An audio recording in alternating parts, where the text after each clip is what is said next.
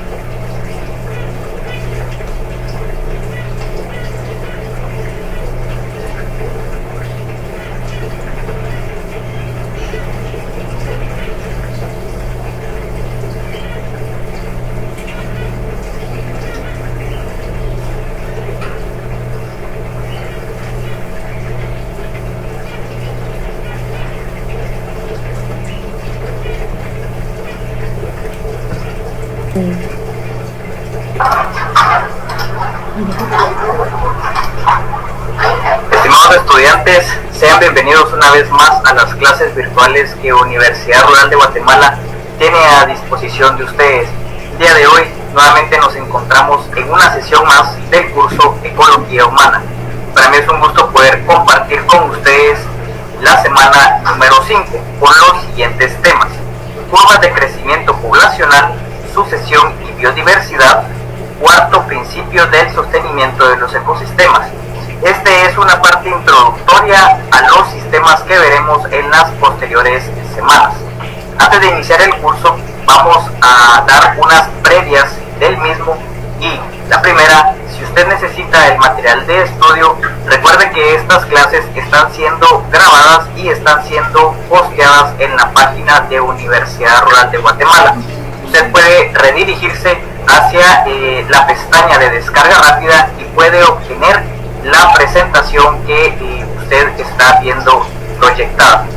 De esa misma cuenta, si usted tiene alguna duda conforme a los pasos, puede hacerme llegar un correo electrónico a la siguiente dirección: sh007@urural.edu.gt. No solamente puede hacerme esa consulta, también puede hacer llegar sus dudas y preguntas del curso. Recordemos también que el único medio para interacción del curso es a través del correo. Mi nombre es Miguel Granados y estaré en el desarrollo del curso. Sean todos bienvenidos. Entonces vamos a iniciar con el objetivo de la clase, el cual es el siguiente: definir y analizar la curva de crecimiento poblacional, sucesión y biodiversidad. Y por supuesto vamos a analizar el cuarto principio del sostenimiento de los ecosistemas. Si se dan cuenta, desde las semanas anteriores hemos estado desarrollando temas que tienen relación con, por ejemplo, biodiversidad, sucesiones ecológicas, los principios. Vamos a hablar un poco de el flujo de energía, nuevamente cómo es de que se da en realidad esa transferencia del calor de un organismo hacia otro. Entonces vamos a iniciar. El día de hoy pues vamos a analizar las diferentes curvas de crecimiento poblacional. El día de hoy vamos a analizar tres, pero especifiquemos primeramente qué es una curva poblacional. Vamos a decir que una curva poblacional muestra cómo es el crecimiento en realidad de una población, que esta se puede representar de diferentes formas. Vamos a iniciar con la primera: crecimiento exponencial.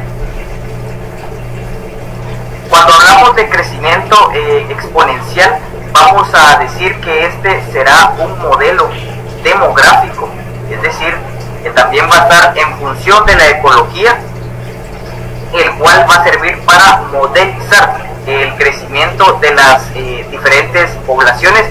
Y por supuesto con esta podemos dar un aporte en las curvas de crecimiento de acuerdo a su comportamiento con la difusión epidémica de un rasgo entre una población y otra población. Dicho esto, vamos a basarnos que en el crecimiento exponencial se representa el crecimiento de la población en una fuerte presión constante. La fuente de presión constante puede abastecer tanta energía como se necesita. De esa cuenta podemos tener una consecuencia. Esta consecuencia va a estar en función del aumento poblacional que se esté dando dentro de una especie, dentro de una comunidad e incluso dentro de una misma población.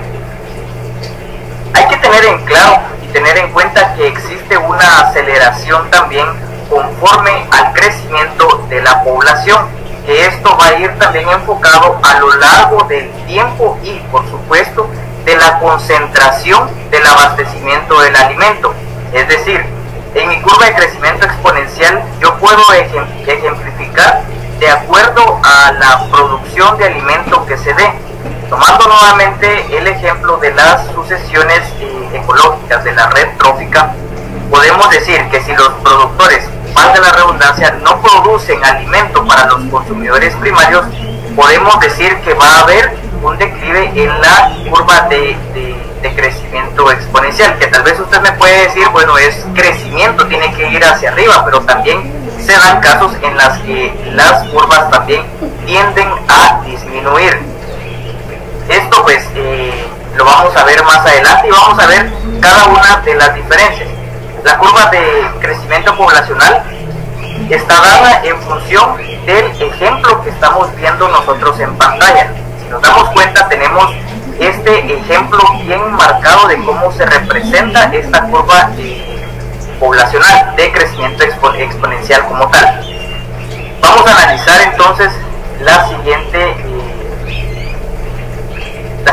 curva. Cuando hablamos de un crecimiento logístico, ustedes están viendo proyectado esta curva, vamos a decir que no es más, y lo vamos a decir en otras palabras, que el balance entre producción en proporción a la población.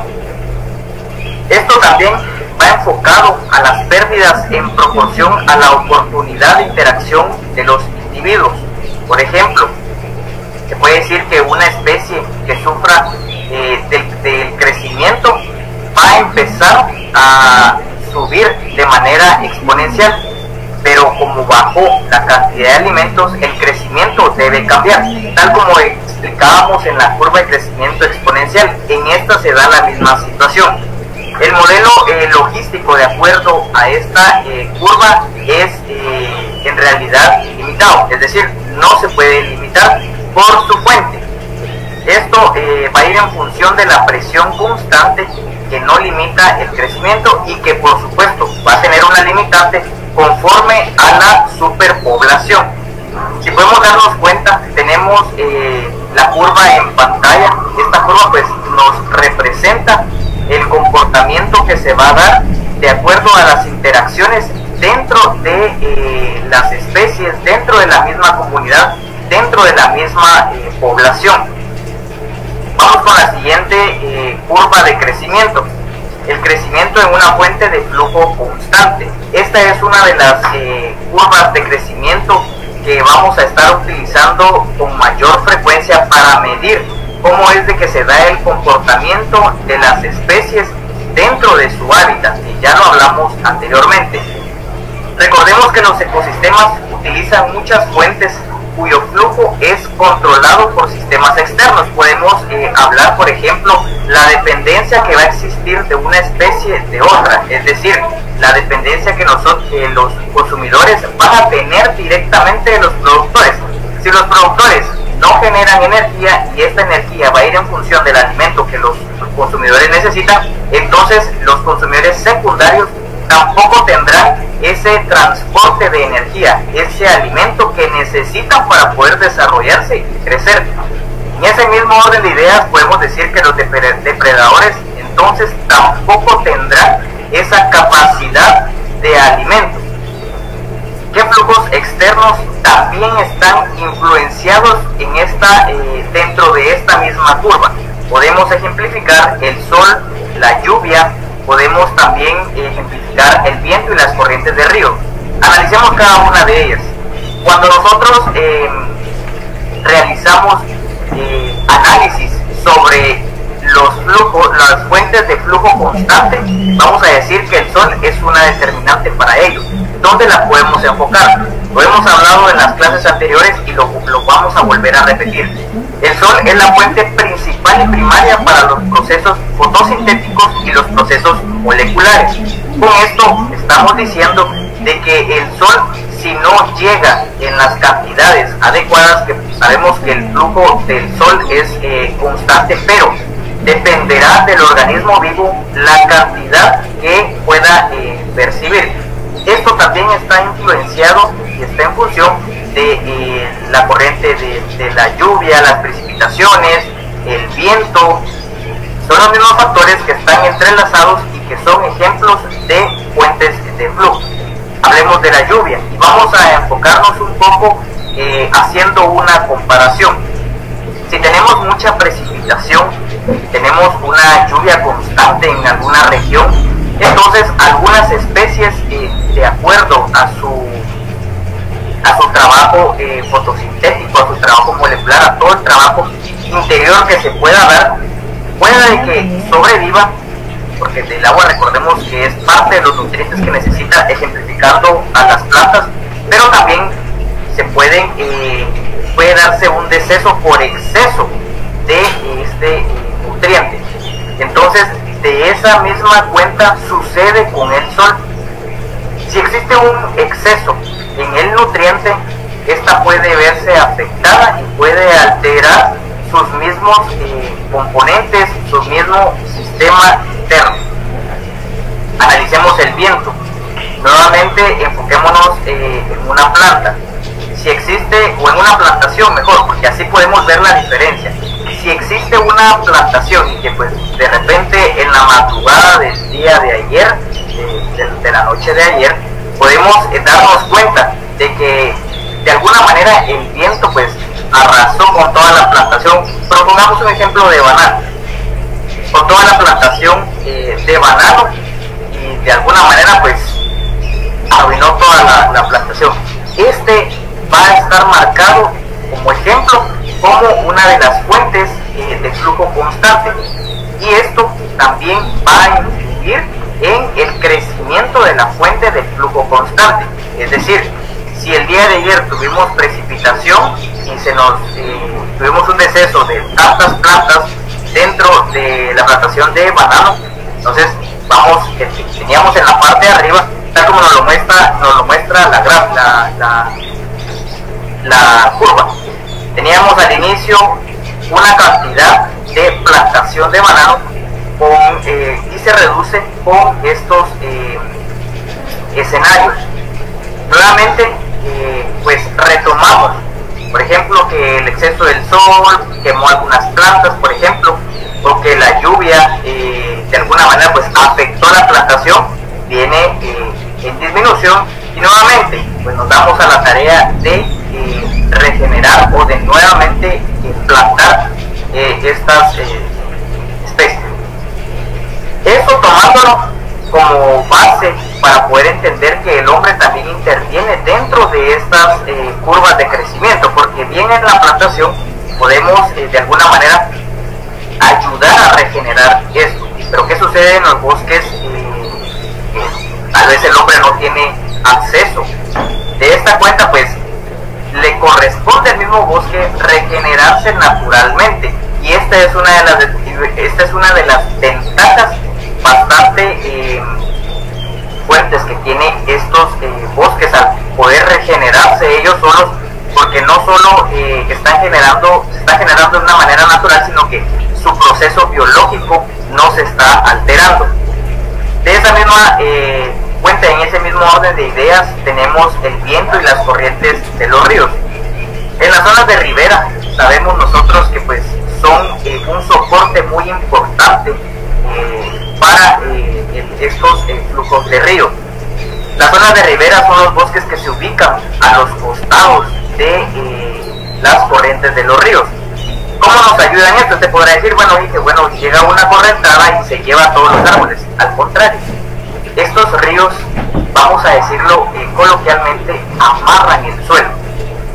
hacen una forma más densa el suelo, lo que hace que sea más fuerte. De esta cuenta nosotros podemos decir que el río siempre va a estar en su cauce natural. ¿Qué sucede si quitamos toda la zona de ribera? Pues de alguna manera el río se puede desbordar, puede provocar inundaciones, puede afectar otras plantaciones, puede afectar otros hábitats. Entonces se toma en cuenta estos factores como ejemplos dentro de la curva de crecimiento de flujo constante. Las poblaciones, recordemos también, en los ecosistemas no pueden aumentar los flujos externos. Su crecimiento de alguna manera se limita a aquello que puede ser mantenido por el flujo interno de energía, todo lo que hablamos anteriormente en las clases pasadas. Ese flujo de energía que posee cada uno de estos, de alguna manera, estos organismos. Un ejemplo puede ser, si volvemos a ejemplificar y volvemos a tener el ejemplo de la luz solar, que está en función de los árboles, que recordemos que hay competencia por la obtención de esta energía solar. No hay nada que los árboles puedan hacer para aumentar o disminuir la incidencia de luz solar. Es cierto, pero los árboles crean su propio mecanismo de defensa contra la absorción de esta luz solar. Este tipo de fuente es también llamado fuente renovable. El modelo de fuente de flujo constante es limitado y es importante tomar en cuenta que ustedes también lo anoten, es limitado por la tasa de abastecimiento de su fuente. Es decir, si tenemos de alguna manera una fuente que sabemos que es limitada y al momento de ya no existir o de acabarse ese recurso para su abastecimiento, entonces nosotros diremos que se va a alterar y esta curva va a descender. Con esto pues estamos ejemplificando también el crecimiento en esta misma fuente, en esta misma gráfica, y si nos damos cuenta tenemos ese claro ejemplo en pantalla. Son 3 gráficas que ustedes pueden visualizar y de esa cuenta pues podemos tomar y hacer la diferencia. Dicho esto, entonces vamos a pasar a la siguiente diapositiva, que es sucesión ecológica. Muchos de nosotros pues hemos escuchado este término, sucesión ecológica, pero sabemos, en parte como nos lo indica la palabra sucesión, es una serie de acontecimientos que se da a lo largo del tiempo y que va a ir en función de los cambios que se vayan a suscitar en los procesos biológicos. Esta definición está con mis propias palabras. Sin embargo, la que ustedes tienen en pantalla nos indica: la sucesión ecológica es una serie de cambios progresivos en las especies que componen una comunidad a lo largo del tiempo. Luego de decir esto, pues hay que tomar en cuenta cómo es de que funciona esta dinámica. Los ecólogos generalmente van a definir 2 tipos de sucesiones ecológicas: sucesión primaria y sucesión secundaria. En pantalla pues vamos a visualizar cada una de ellas y vamos a analizar entonces lo que nosotros tenemos en pantalla. Tenemos 2 ejemplos que pues lo vamos a analizar una a una, pero para ejemplificar antes vamos a decir, y como lo tienen en la imagen de abajo, tenemos la sucesión primaria y la sucesión secundaria. En la sucesión primaria pues vamos a encontrar, bueno, ambas están en función del tiempo y de los acontecimientos que se dan dentro de este mismo entorno. Analicemos la primera, que es sucesión primaria. Cuando nosotros hablamos de sucesión primaria, vamos a decir que ocurre que esta sucesión pues se va a formar una extensión de tierra nueva o se expone la roca desnuda, lo que proporciona que un hábitat pueda ser colonizado por primera vez. Y tal vez colonizado está muy es un término que no está adaptable viendo. Sin embargo, puede ser habitado, puede ser de nuevamente regenerado, utilizado, implementado, y hablamos en términos antropogénicos. La sucesión primaria pues puede ocurrir después de erupciones volcánicas. Un claro ejemplo son las erupciones volcánicas que se dan en Hawái, en Isla Grande. Este es uno de los ejemplos más puntuales que nosotros podemos encontrar de acuerdo a las sucesiones primarias. A medida, retomando el ejemplo de Isla Grande en Hawái, a medida que esta lava, conforme pasa el tiempo, va fluyendo hacia los océanos, se forma roca nueva. ¿Y qué pasa al formarse roca nueva? Se forma nuevo suelo. En la Isla Grande se añadieron muchas hectáreas de roca fundida en función de estas erupciones volcánicas, y esto va a partir de cada año. Hagámonos la siguiente pregunta: ¿qué sucede cuando o en realidad qué le pasa a esta extensión de tierra durante la sucesión primaria? Pues podemos decir primero que sucede la meteorización. La meteorización la vamos a analizar más adelante, pero vamos a decir que esta meteorización y las otras fuentes naturales rompen el sustrato, es decir, la roca. Rompen la roca y funden nueva roca. Esto para que sea suficiente para que se pueda establecer algunas plantas resistentes y con pocos requerimientos de suelo, es decir, que no tengan muchos nutrientes al final de cuentas, porque recordemos que una planta pues necesita de muchos nutrientes para poder sobrevivir. Sin embargo, uno de los requerimientos de esta sucesión es de poco obtención de nutrientes. Podemos decir y podemos hablar de un ejemplo. Usted me puede preguntar, bueno, ¿qué planta puede tomarse para poder regenerar estos suelos? Son las especies pioneras. Estas especies pues ayudan a degradar aún más la lava rica en minerales, y esto pues se va a convertir en suelo. Por supuesto, va a compactar, va a haber esa compactación de suelo, y esto hará que exista nuevamente el suelo. Además, a medida que esas primeras especies crecen y mueren, añaden material a la creciente capa de materia orgánica. Esta materia orgánica va a ser en función de la descomposición de las especies pioneras y especies animales que pues lleguen a alimentarse de estas especies pioneras, y obviamente pues va a contribuir a la formación de suelo. Analicemos la sucesión secundaria. Cuando nosotros decimos sucesión secundaria, vamos a decir que vamos a tener un área previamente ocupada, es decir, una plantación, y lo podemos ver muy claro en el ejemplo en pantalla. Vuelve a ser de alguna manera pues ocupada. Después de que exista una perturbación, eliminará de alguna manera a la mayoría o a toda su comunidad, es decir, va a dejar suelo desnudo. De esa cuenta entonces empieza la regeneración. ¿Qué diferencia marca la sucesión primaria con la sucesión secundaria? En la sucesión primaria pues tenemos la formación como proceso natural.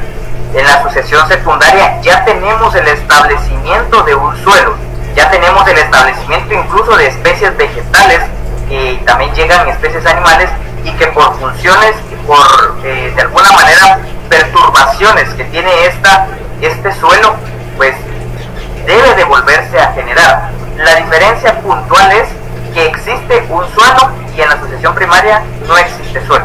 En la sucesión primaria se inicia el proceso como tal, y en la sucesión secundaria la perturbación llega y arrasa con el suelo, y pues tiene que darse esa regeneración. Vamos a hablar un claro ejemplo de sucesión secundaria. Por ejemplo, los bosques de robles, que son de alguna manera despejados por incendios forestales. Recordemos que los incendios forestales pues pueden ser naturales por las altas temperaturas que pueda existir en una determinada región, o incendios forestales que se dan lamentablemente por las malas prácticas, las malas intenciones que tiene el hombre. Los incendios en su mayoría pues recordemos que queman la vegetación y matan a los animales que no puedan huir del área. Sin embargo, los nutrientes regresan a la tierra. Esto es parte del proceso natural, pero regresan en forma de ceniza. Luego que exista de alguna manera un incendio, pues todos los nutrientes que tenían estos árboles se van a convertir en cenizas y van a llegar al suelo. Estos llegan al suelo, los descomponedores que están por debajo del suelo pues vuelven a hacer su efecto, vuelven a su funcionamiento, a su proceso, y existe esa regeneración. Luego que tengamos una área perturbada, podemos nosotros tener un suelo muy rico en nutrientes. Esto por lo que ya les dije anteriormente, que puede volver a ser ocupado con alguna plantación o con incluso especies pioneras que llegan y se establecen. Antes de un incendio, la vegetación de un bosque de roble estaría determinada por árboles altos, es cierto. Y usted me puede decir, bueno,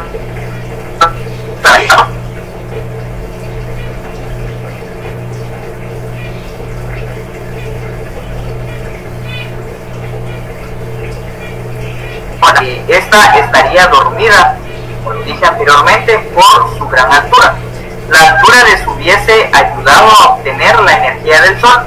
Sin embargo, las plantas que están por debajo de estos grandes árboles no pueden obtener la energía del sol como tal. Por eso en las plantaciones de roble vemos que la mayor parte de árboles que existen estos son estos robles, por supuesto, y también algunos arbustos. Después de un incendio también entendemos que vuelven a crecer inmediatamente. En cambio, pues las plantas crecen primero y usualmente son las anuales, son plantas que realmente viven solamente un año. Seguirán unos años después con los pastos de rápido crecimiento y propagación. Los primeros establecimientos pueden clasificarse como especies pioneras, como las estábamos viendo anteriormente en la sucesión primaria, como puede darse en la imagen que estamos viendo proyectado. Luego de que exista perturbación por parte de un incendio forestal, vamos a tener suelo desnudo. Luego pues la obtención de los nutrientes en función de estas cenizas se van a convertir nuevamente en nutrientes, y así va a dar vida nuevamente al bosque nuevamente. Tenemos entonces primero el establecimiento de un bosque, como lo puse anteriormente el ejemplo, un bosque de robles.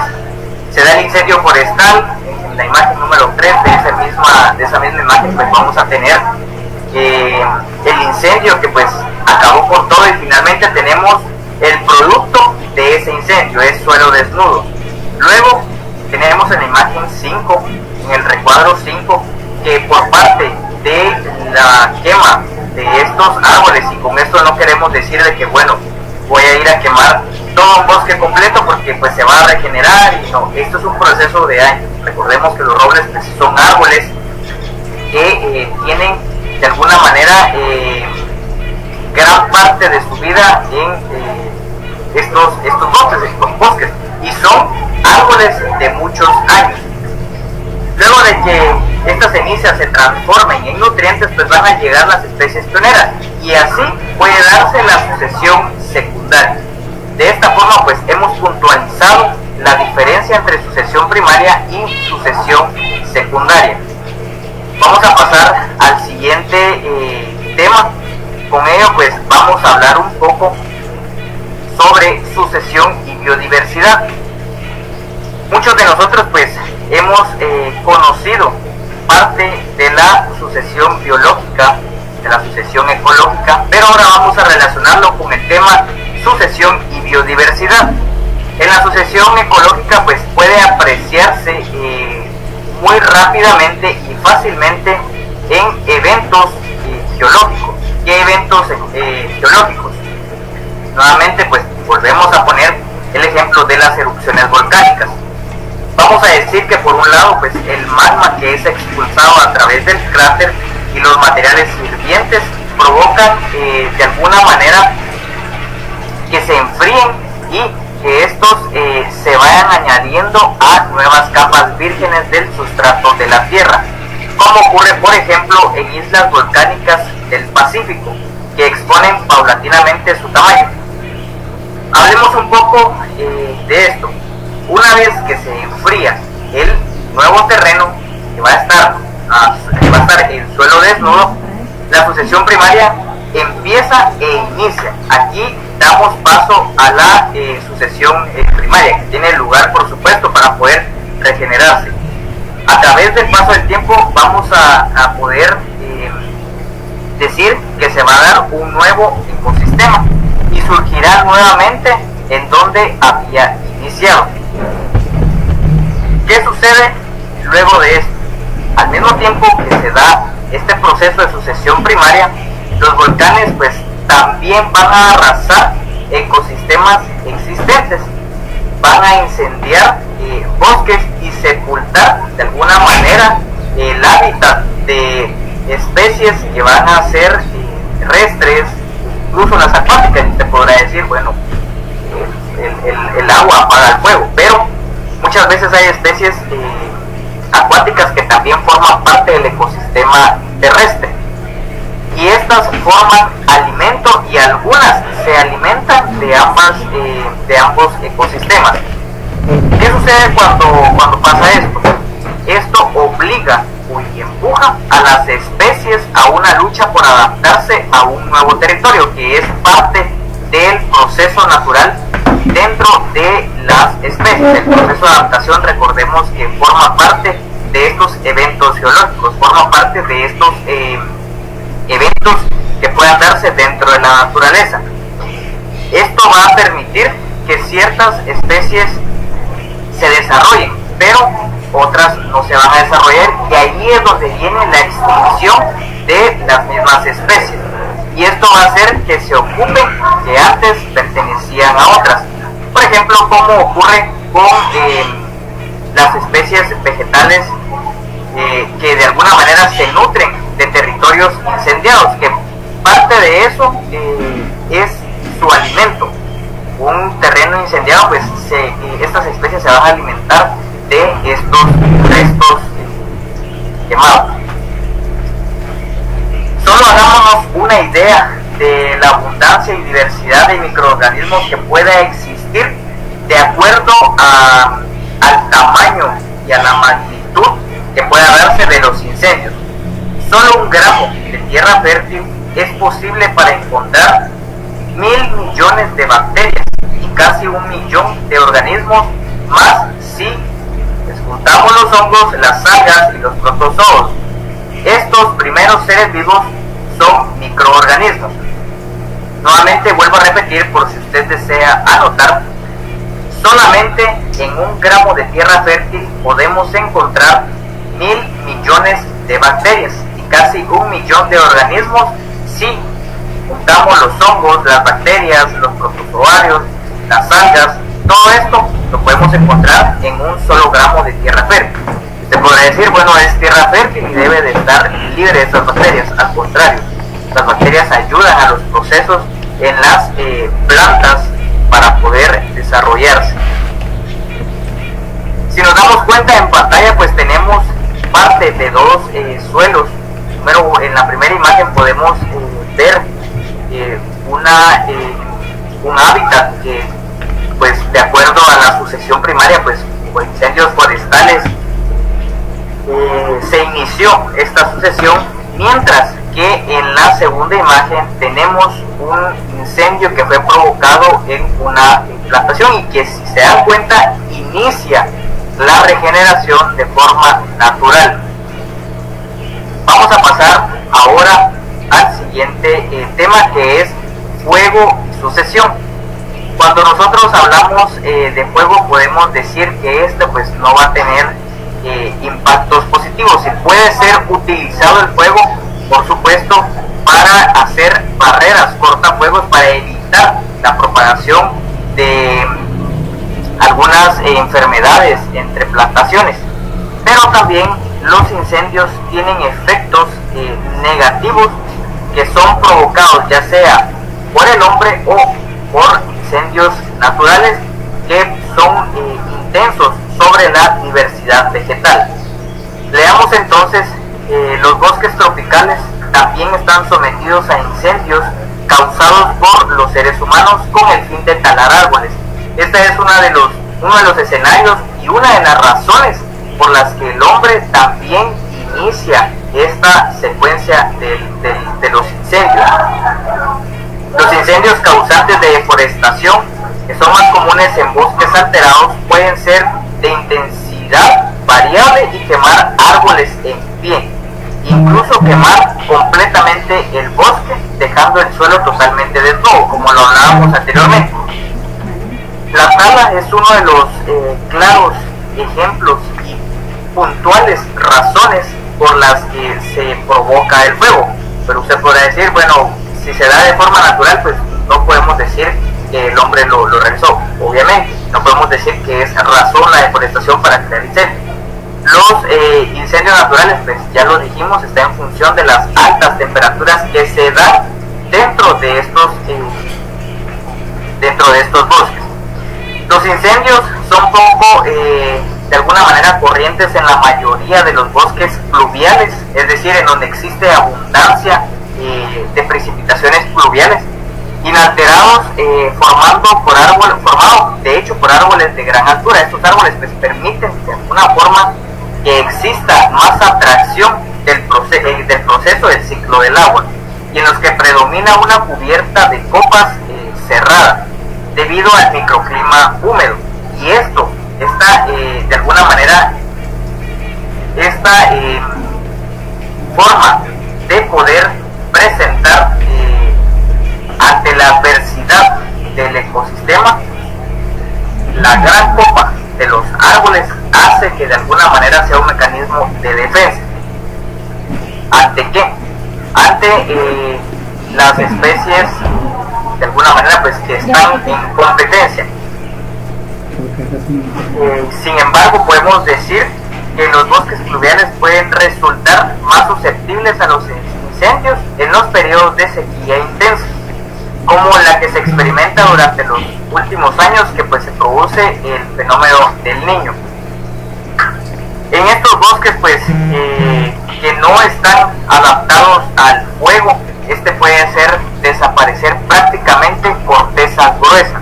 A esa magnitud y a ese grado nosotros podemos llegar a poder comprender cómo el fuego arrasa dentro de una plantación.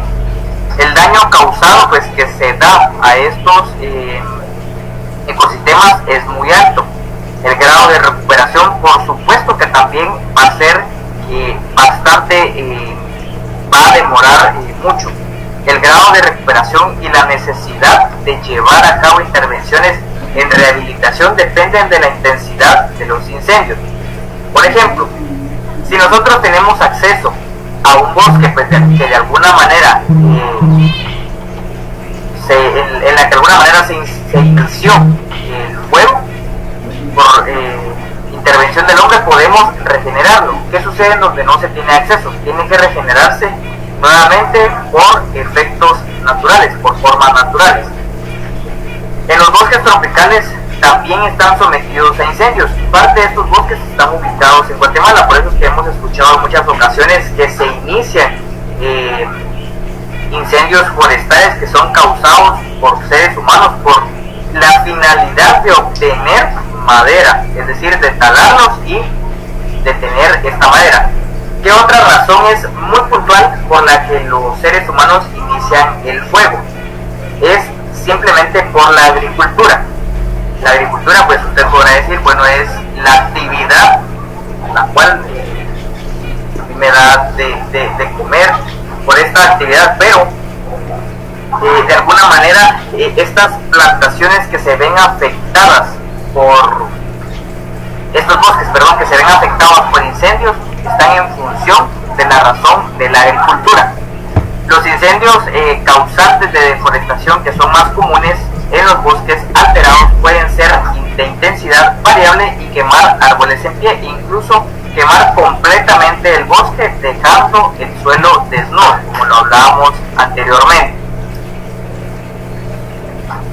Vamos a pasar al último tema del día de hoy, que es el cuarto principio del sostenimiento de los ecosistemas. ¿Cuál es ese cuarto principio del sostenimiento de los ecosistemas? Es el flujo de energía. Tal como lo hablábamos en la clase anterior, podemos nosotros tener que el flujo de energía está en constante, hablemoslo así, transporte, es decir, que pasa de una especie vegetal o animal hacia otra especie vegetal o animal. El flujo de energía define a la Tierra como un sistema abierto con respecto a este mismo flujo.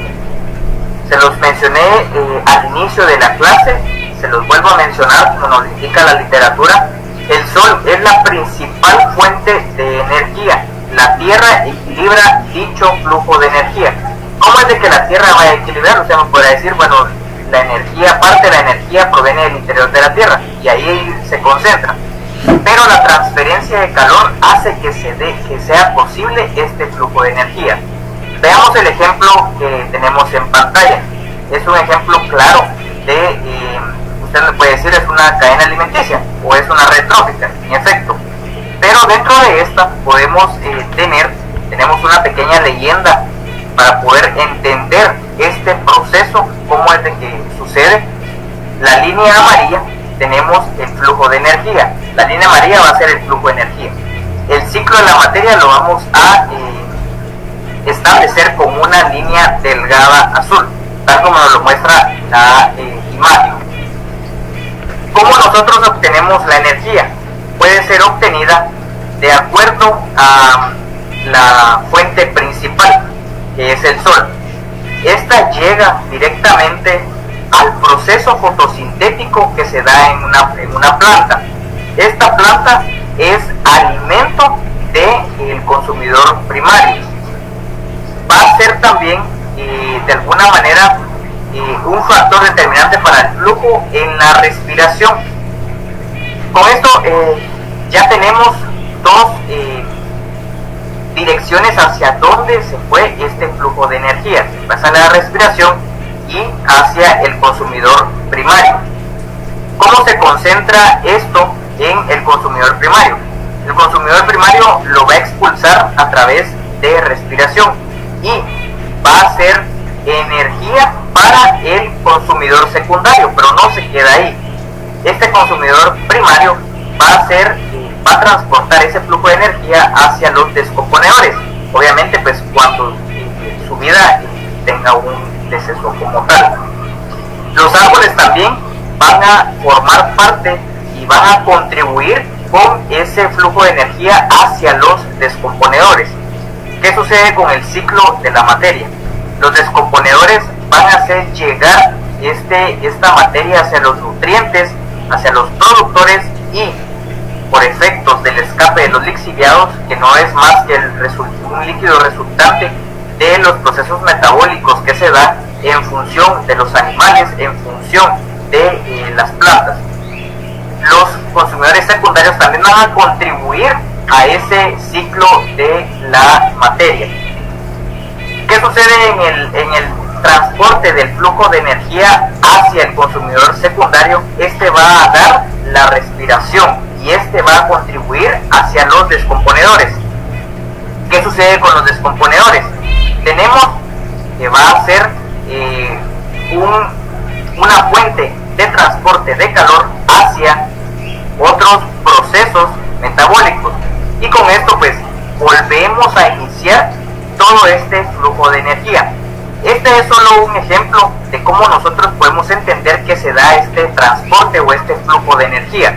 Recordemos que en la naturaleza pues no solamente vamos a encontrar un arbolito, no solamente vamos a encontrar un conejo y no solamente vamos a encontrar un consumidor secundario. Sin embargo, dentro de la naturaleza un flujo de energía es más complejo de poderlo entender. Máxime en un bosque, pues de alguna manera intervienen muchos factores.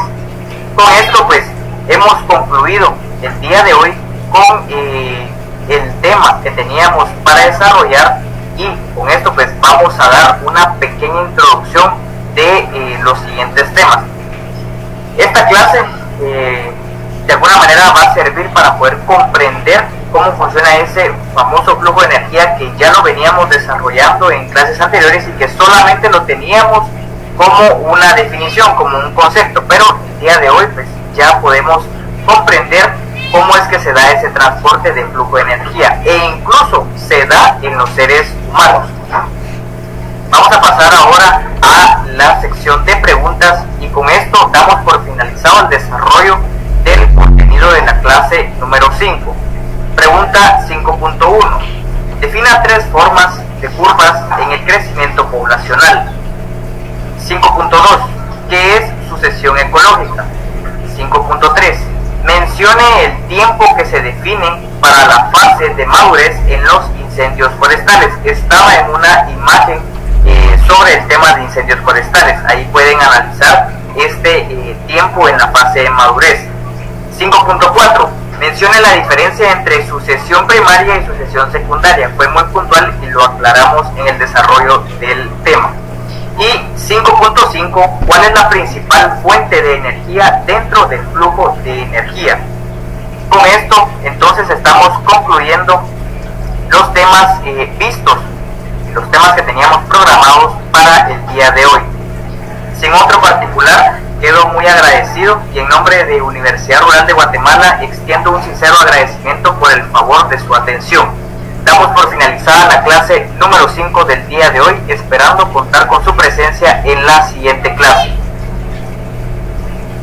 Entonces, vamos a finalizar. Espero que tengan un buen día. Nos vemos en la siguiente clase.